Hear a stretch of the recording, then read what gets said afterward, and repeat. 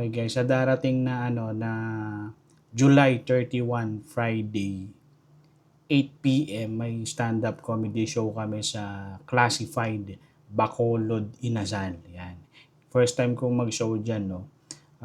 Ito ay matatagpuan sa BF Resort Drive, BF Resort Village, Las Piñas. Medyo malayo to sa akin kaya momotorin ko lang. At ayan, mayroon kaming ticket dyan, 800 pesos lang, napakamura. Tapos ang early bird, 700 pesos. So bumili na kami ng ticket, no. For tickets and reservation, search nyo lang yung basta yung Insanity page, yan, makikita nyo dun yung number, no. I-Gcash nyo na lang. Tapos, dyan sa show namin ng Insanity, kasama namin dyan, syempre, yung headliner namin, si Attorney Ed Chico. Okay, siya yung head ng Insanity.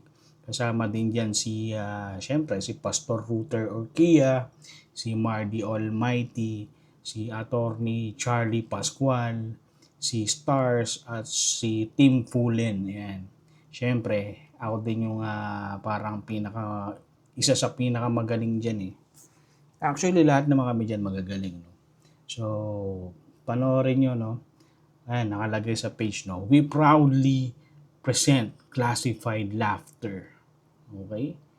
A rare collaboration of the founders and the very best of Insanity.